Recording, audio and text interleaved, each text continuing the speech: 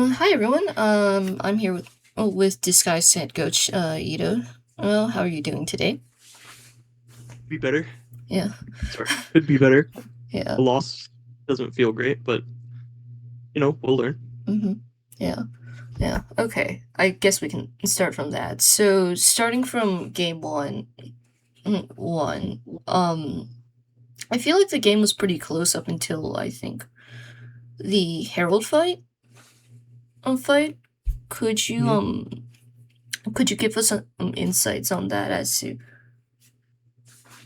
Uh, well, I have notes, but Mhm. I don't have the notes with me, Okay, so kind of okay, escapes all right. escapes memory a little bit right now.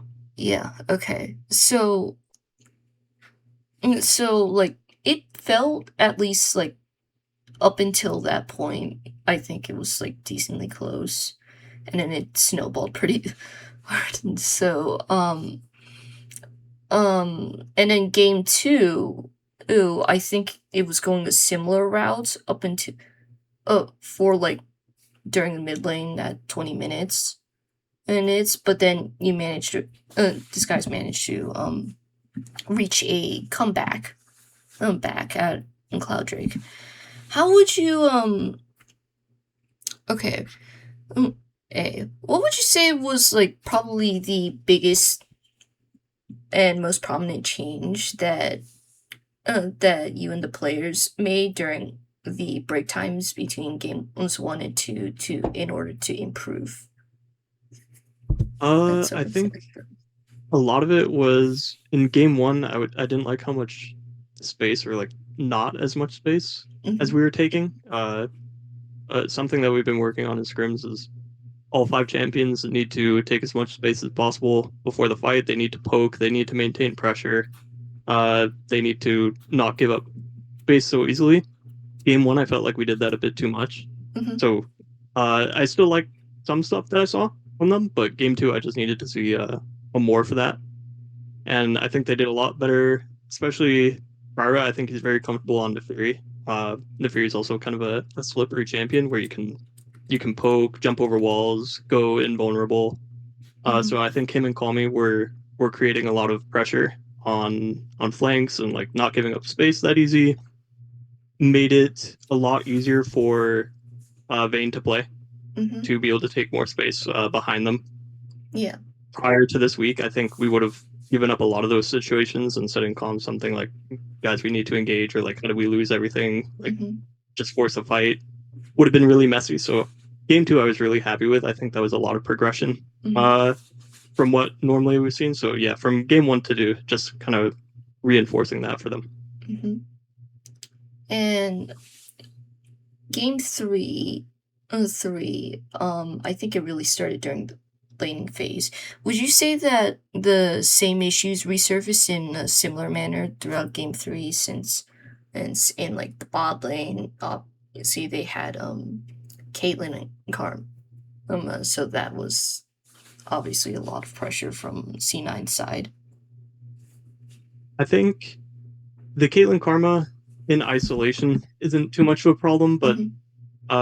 I mean, I just completely ran down the draft. Like, I just completely entered it. Mm-hmm. Uh, if we're gonna put a Victor bottom into Caitlyn Karma, like something else needs to be winning. We can't have like Asante and Nivea Trundle Mm-hmm. doing nothing. Yeah. I think, granted, like the draft was not in an easy position for them to play. There was still some stuff that we could do, but I mean, for a team that's kind of struggling right now, like that's not the draft they needed at all. So I just completely ran that one down. That's just on me. That's not on ball in. Mm-hmm. Yeah. Sorry. Okay. Was also about the composition.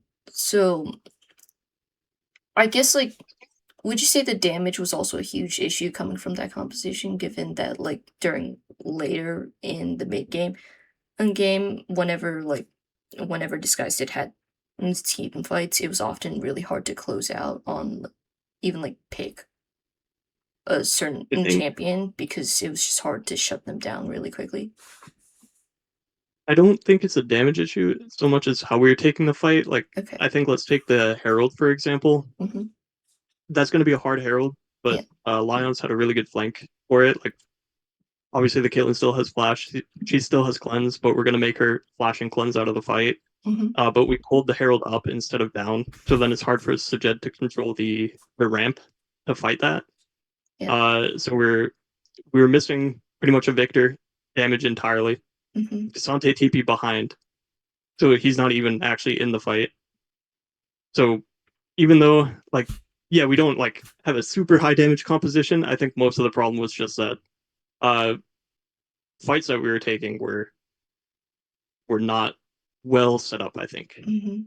But So again, the yeah. draft was fucking hard. Apart from positioning and space occupation, what else would you say, reflecting on this series, that this guys probably should work on for the next few series coming? Uh Honestly, I'd reinforce a lot more positives than Mhm. negative things that Okay. are an issue. Like I think our macro still isn't great Mhm. as far as like having strong convictions in the game about what we should do. Mhm. Sometimes we're still like three people discussing a simple macro play, and it shouldn't be like this in calm. Yeah. Uh, but again, like taking space, I think we've done a much better job on that. Mhm. I think we need to, especially me, like make sure I understand what the players want to play in draft and like fully flesh out like game two and game three scenarios so that even though we know that what we're first picking or first phasing, uh, they should get an idea of the full picture Mhm. of what they're opting into. Um, so yeah, some draft stuff, reinforcing some good things too, of course. But Mhm.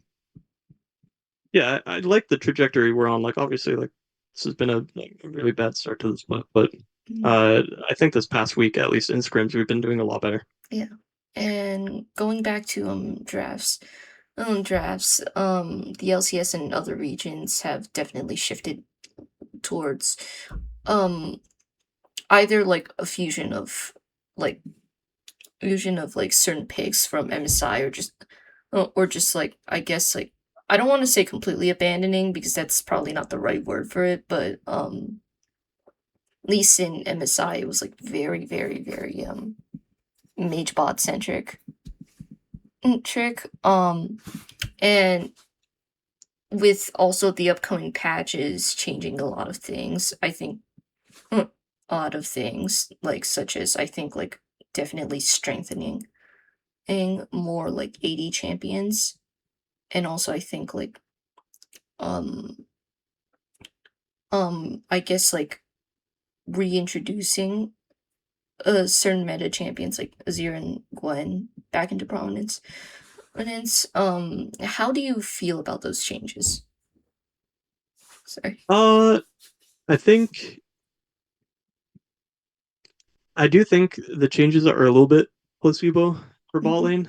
Like Yeah. I know all the ADs are getting some MR compensation, but Yeah. these mages have still been playable. Like Hmm. even like over the past 5 years, like Ziggs bot has always been like a pocket pick for a lot of AD carries. And if Ziggs bot is playable, there's no reason things like Victor bot shouldn't be playable. Things like Xerath bot shouldn't be playable all these years too. Yeah. So I think these were all still very Hmm. pickable champions, and I think they will still continue to be. It's just kind of a case of what style of team are you. You'll Yeah. see like even though like you said like these champions have fallen a little bit out of favor since MSI was completely packed with them, Hmm. but you still see players like Gumayushi, of course, is still picking mages. Smash is still picking mages, and Hmm. these are two of the top teams in their region as well. Yeah. It's not every game, but just some variation. Like, oh, this team is one two Syndra, that Hmm. can still be a flex. I think that's a really important thing that teams should still keep pressuring in draft that they can flex these champions. Yeah. So I don't think it's going to go back to like a dichotomy of like you are either the mage team or the AD team. It's I think everyone should have like a healthy mix of both. But Hmm. I do picture most teams kind of going back to traditional ADs. Yeah. Mm. And I guess like going into the future, mm, sure.